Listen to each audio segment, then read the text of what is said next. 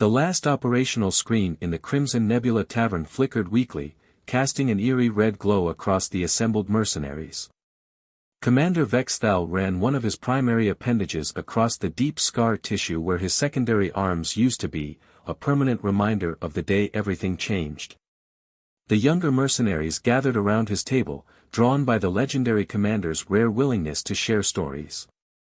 You want to know why the Arcadian Mercenary Guild refuses human contracts? Vexthal's outer membrane shifted to a deep azure, reflecting his somber mood. It's not about credits. It's about survival. The gathered crowd leaned in closer. Even the tavern's automated cleaning drones seemed to pause their endless work, as if sensing the gravity of the moment. 8 cycles ago, I commanded the most advanced mercenary fleet in the Outer Rim. The Arcadian Elite Guard, 300 ships, 15,000 of the most skilled warriors from across 17 species. We had quantum phase armor, neural-linked weapon systems, and combat AI that could predict enemy movements before they happened. We were untouchable. Vexthal's photoreceptors dimmed slightly, focusing on something distant. Then we accepted a contract from the hegemony. Simple job, they said. Defend a mining colony in the Epsilon sector from raiders. The pay was astronomical, but that should have been our first warning. What they didn't tell us was that the raiders were human special forces conducting a liberation operation. The colony was using slave labor, you see. And humans have a particular hatred for slavers. A young Zixtari warrior clicked their mandibles skeptically. But Commander, even human special forces couldn't stand against such overwhelming numbers. The physics doesn't dash. Physics? Vexthal's laugh was hollow. Let me tell you about human physics. We detected their first incursion 3 planetary rotations after taking up defensive positions. A single ship, barely larger than a scout vessel, appeared at the edge of our sensor range. We sent 30 ships to intercept. Standard containment protocol. The commander's outer membrane rippled with remembered tension. That single ship split into 5 the moment our vessels came within weapons range. Holographic projections, we thought, until all 5 ships started emitting different energy signatures. Their electronic warfare suite was beyond anything we'd seen. Each ship appeared to have unique crew life signs, distinct shield harmonics, individual weapon configurations. Our combat AI crashed trying to predict their movement patterns. They didn't maneuver like any known species. Where our ships moved in optimized patterns calculated by quantum computers, they moved like water flowing around rocks, instinctual and unpredictable. We lost 28 ships in that first engagement. The survivors reported the humans had somehow matched their shield frequencies, slipping missiles through supposedly impenetrable barriers. They used our own communication channels to broadcast terror-inducing sound frequencies that sent crew members into panic. And that was just the beginning. Vexthal's membrane shifted to the deep red of combat stress.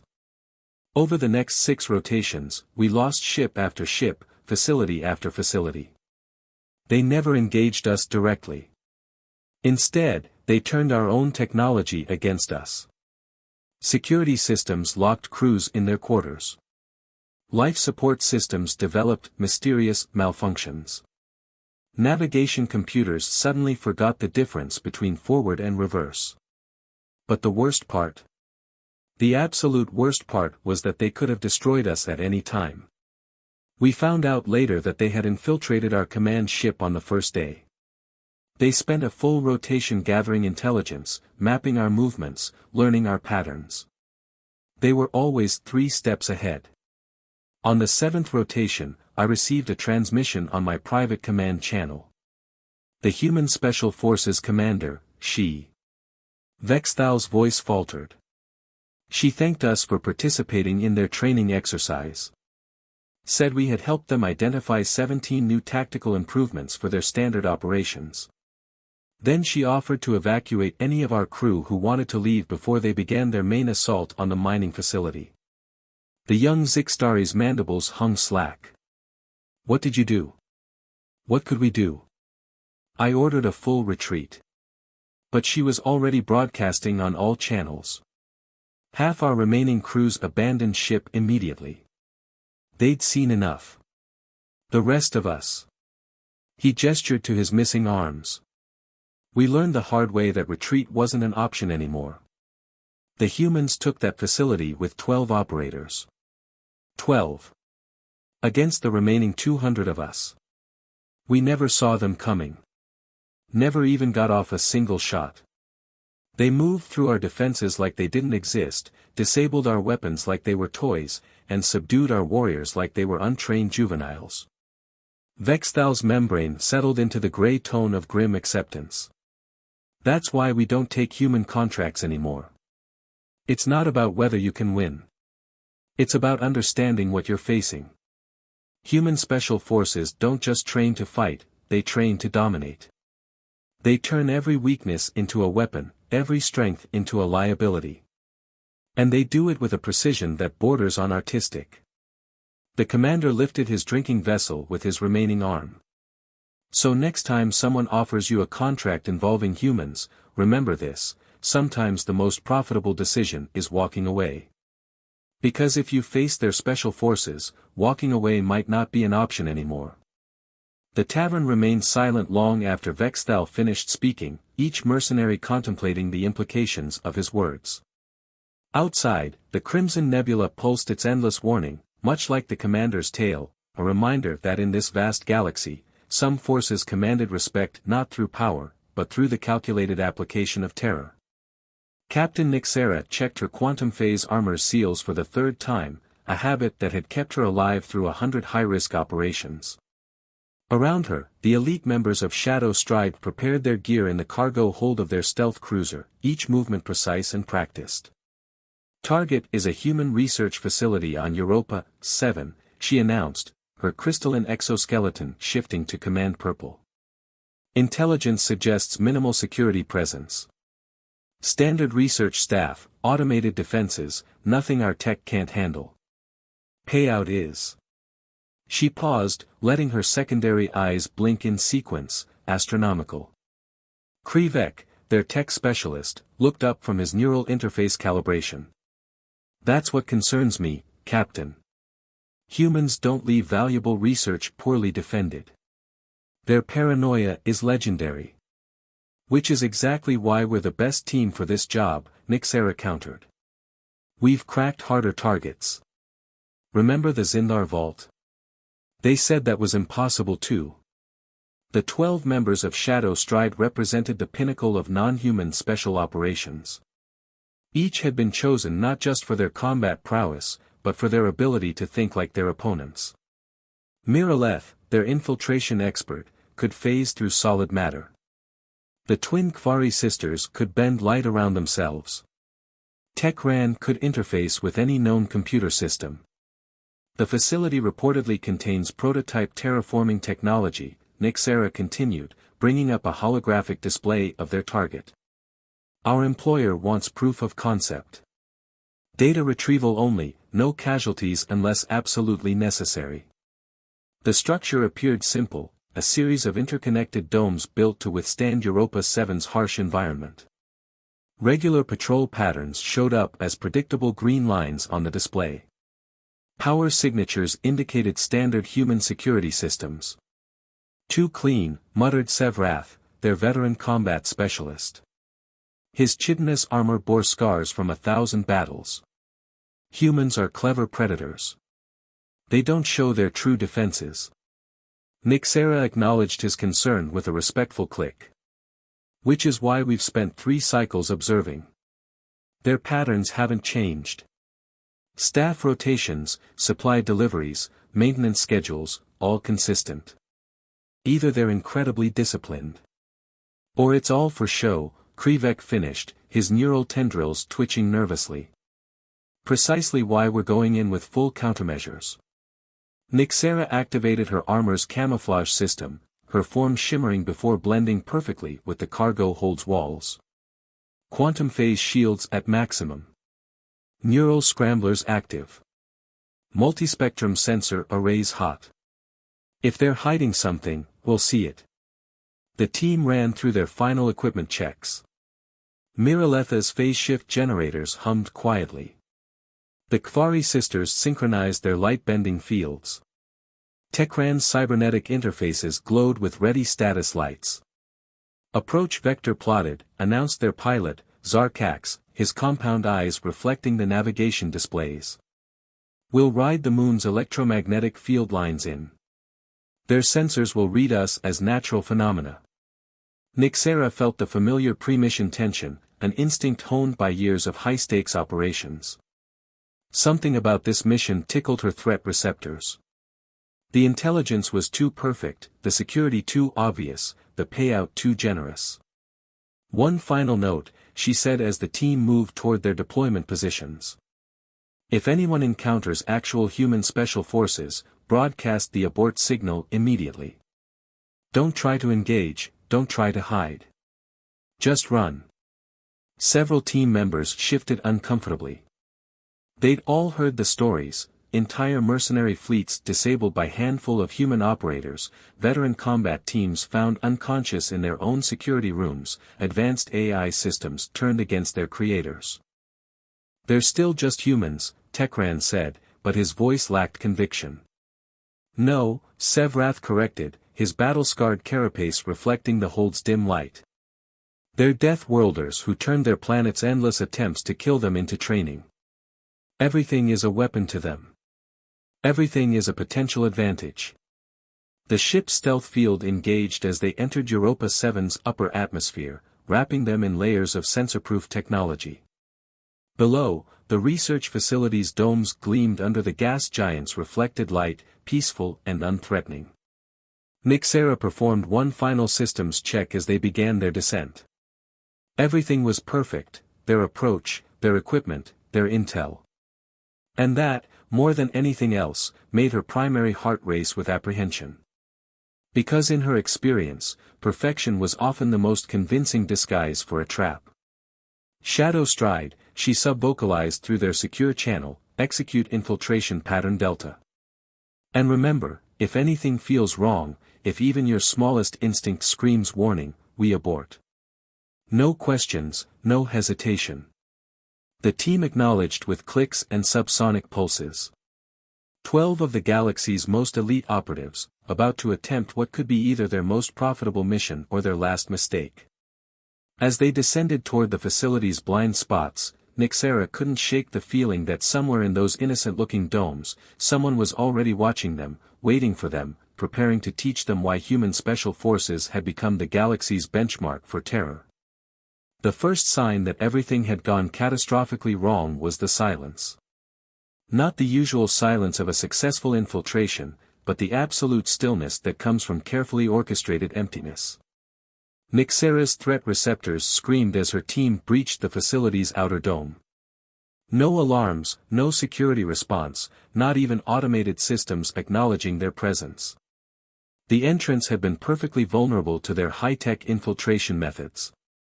Too perfectly vulnerable. Status report, she sub-vocalized through their quantum-encrypted channel. All systems showing green, Krivek responded, his neural tendrils interfacing with the facility's network. Security protocols accepting our bypass codes. Environmental controls nominal. But what? There's no data traffic. A research facility this size should have constant internal communications, system updates, research processes running. Instead, I'm seeing rehearsed data streams. Like someone's playing a recording. The Kvari sisters, moving ahead in their light-bent state, reported next. No thermal signatures matching standard human patterns. No movement. Labs are powered but empty. Nyxera's exoskeleton rippled with mounting dread.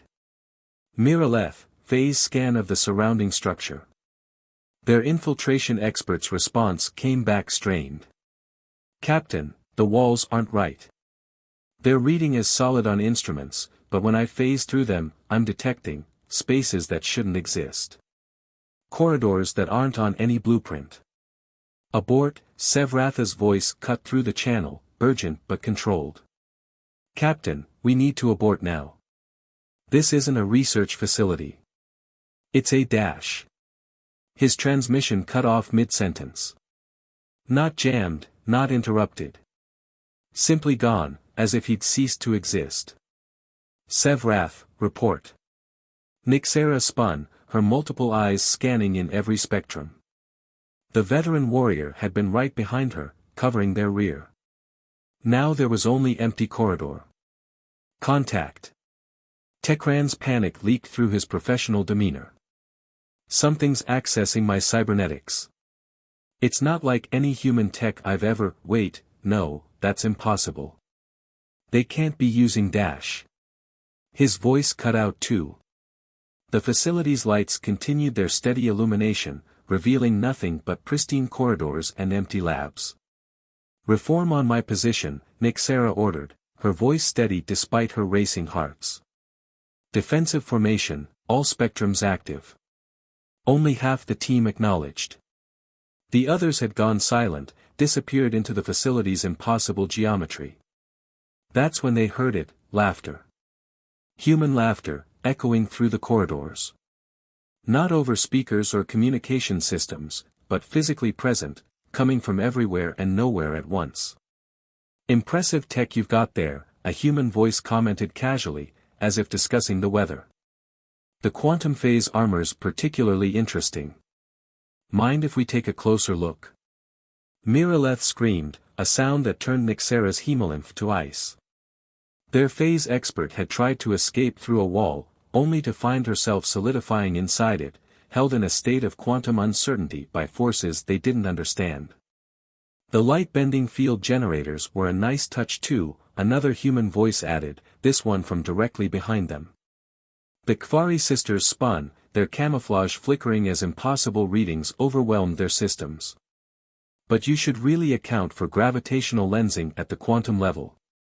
One by one, Nixera's elite team, warriors who had never failed a mission, who had overcome the deadliest security systems in known space, simply vanished. No fighting, no chance to resist. They were simply there one moment and gone the next, plucked out of reality by human operators who seemed to ignore the basic laws of physics. You know what your biggest mistake was? The first human voice asked, now seemingly right next to Nixera despite her sensors showing nothing. You assumed we wouldn't notice you watching us for 3 cycles. That we wouldn't let you see exactly what we wanted you to see. Her quantum phase armor, the most advanced personal protection system in the galaxy, suddenly felt like nothing more than decorative shells. Her multiple eyes darted around, trying to track enemies that her technology insisted didn't exist. The second biggest mistake. Another voice, from above this time. Thinking that a species that evolved on a death world wouldn't turn their entire environment into a weapon. The pristine corridors around them began to shift, walls flowing like liquid metal, floors becoming ceilings, gravity shifting in impossible ways. Every piece of cover, every shadow, every molecule of air suddenly seemed hostile. Welcome to Advanced Human Special Forces Training Facility Europa, 7, the voices said in unison, coming from everywhere at once. Thank you for volunteering to help train our newest operators. Don't worry, we'll try to keep the permanent psychological trauma to a minimum. Nixera, leader of the most elite non-human special operations team in known space, felt something she hadn't experienced since she was a larva, pure, primal fear. Because she finally understood what they'd walked into. This wasn't a research facility. This wasn't even a trap. It was a training ground. And they had just become training aids for the most terrifying special forces in the galaxy. The last thing she saw before her world went dark was a human figure stepping out of what her sensors insisted was solid wall, wearing a simple training uniform and a disturbingly friendly smile. Let's begin the exercise, shall we? Consciousness returned to Nixera like a malfunctioning gravity generator, in waves that made her internal organs lurch. She found herself suspended upside down in what appeared to be a standard human training hall, her quantum phase armor disabled but intact. Below her, or above her, orientation had lost all meaning, she saw Krivek and the Kvari sisters similarly suspended, their advanced technology reduced to expensive decorations. Their captors were nowhere to be seen, but their presence lingered in every shadow, every corner, every seemingly solid wall. "Good morning." A cheerful human voice echoed through the hall. "Hope you don't mind, but we took the liberty of analyzing your equipment while you were out. Fascinating stuff. Really innovative solutions to some complex problems." Nixera's mandibles clicked in frustrated fury.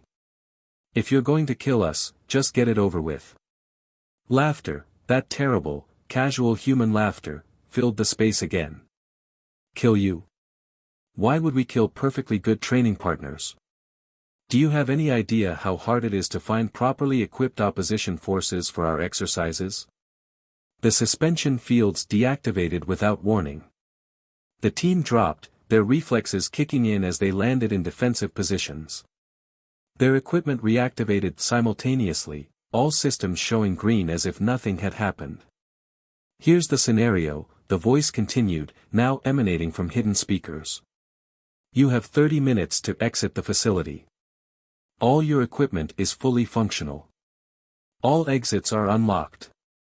Simple, right?" Sevratha's battle-scarred carapace shifted colors in agitation. "What's the catch?" "The catch is that our trainees need practice in non-lethal containment techniques. You're welcome to use any means necessary to escape. They're limited to capture and disable only. Consider it a learning experience for everyone involved." The lights dimmed slightly, creating shadows that seemed to move of their own accord. Nixera's threat receptors were overloading, detecting danger from every direction and none at all. "Your time starts, now." What followed was the most terrifying 30 minutes of their collective lives. They threw every tactic, every piece of technology, every hard-won skill they had at the challenge. Miraleth tried phasing through walls, only to discover the humans had developed countermeasures that trapped her between states of matter. The Kvari sisters' light-bending camouflage was rendered useless by humans who seemed to track them through means that defied their understanding of physics. Tekran's cybernetic interfaces were turned against him, his own systems betraying him with surgical precision. Every time they thought they'd found a way out, the humans revealed another layer of their terrifying capabilities. They weren't just being contained, they were being studied. Each attempt at escape was met with a different counter-tactic, each technology they deployed was analyzed and neutralized in real time. The humans were learning, adapting, improving their techniques with every passing minute. 20 minutes in, Nixera watched in horror as a human operator simply walked through what their sensors showed as solid metal, grabbed Sevrath, their strongest close combat specialist, and disappeared with him into another wall. The veteran warrior didn't even have time to activate his defense systems. "Fascinating integrated nervous system you've got there," a human voice commented from somewhere behind her. "The way it interfaces with your armor, very elegant solution. Mind if we test its stress tolerance?" Suddenly, Nixera's own armor began sending conflicting signals to her neural network. Up became down, forward became backward, every movement felt like swimming through quantum foam.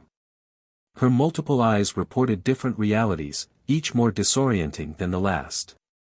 The humans weren't just defeating them, they were deconstructing them, taking apart their every advantage with the casual ease of a larva dismantling a toy. Each member of her elite team was systematically isolated, analyzed, and neutralized using their own strengths against them. When the 30 minutes expired, they found themselves back in the training hall, their equipment once again disabled. Not one of them had made it more than 50 meters toward an exit.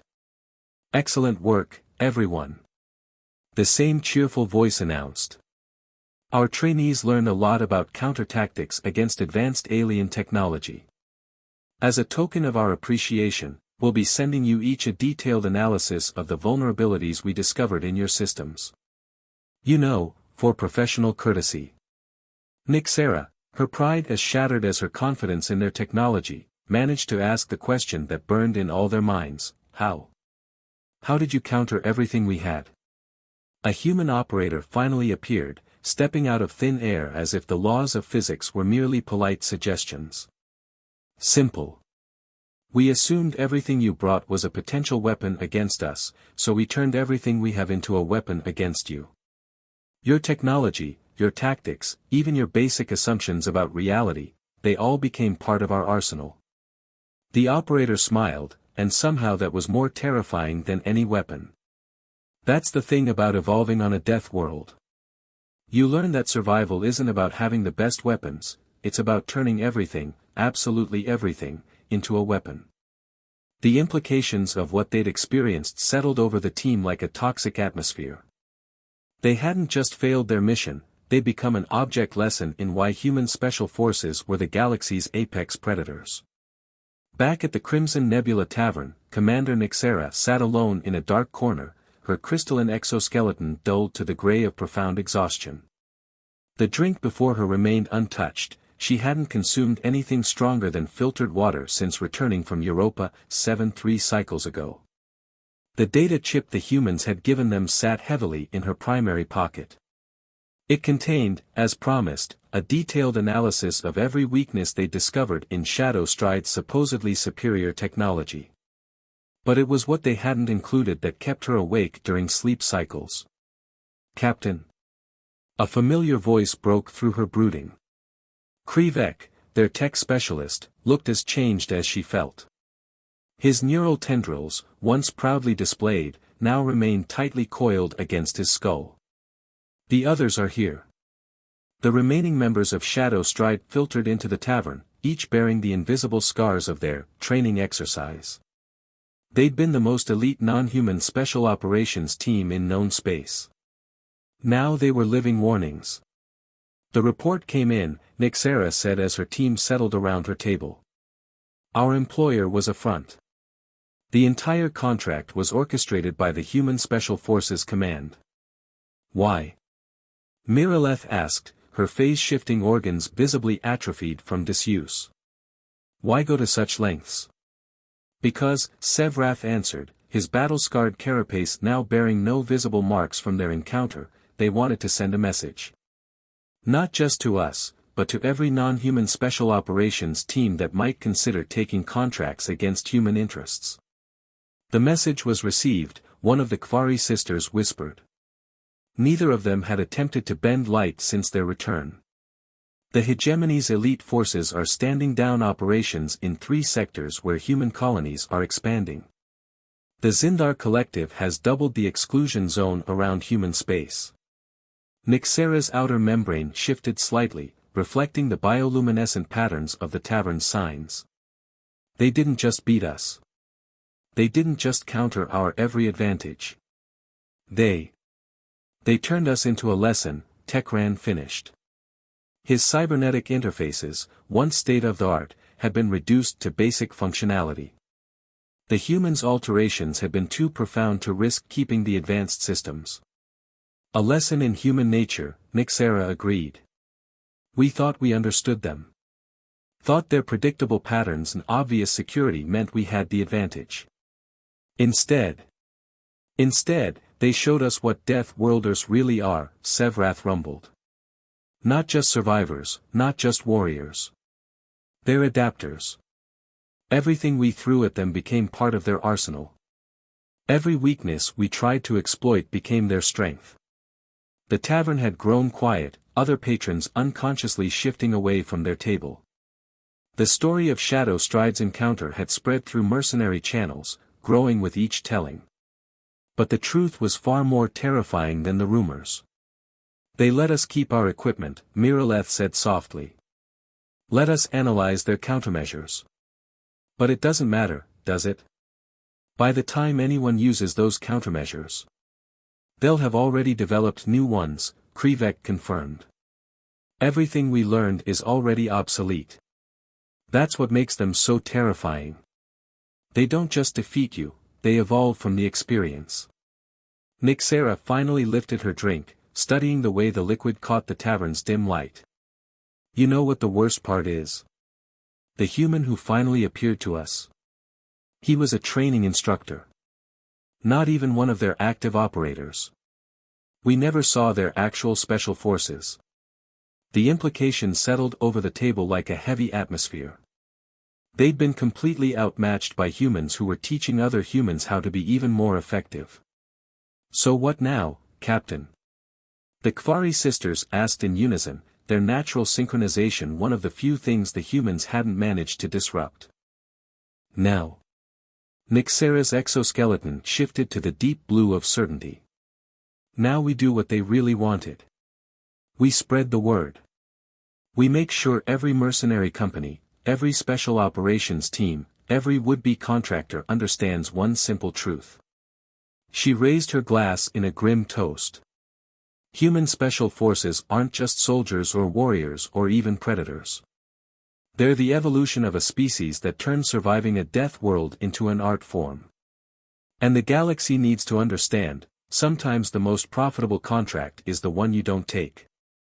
Around the table, her team raised their glasses in agreement. They had gone to Europa 7 as elite operators, confident in their superior technology and tactics. They had returned as living testimonials to a simple truth: in a galaxy full of warriors, humans had become something else entirely. They had become the measure against which all special forces were judged. And they had ensured that judgment would always be tempered by fear.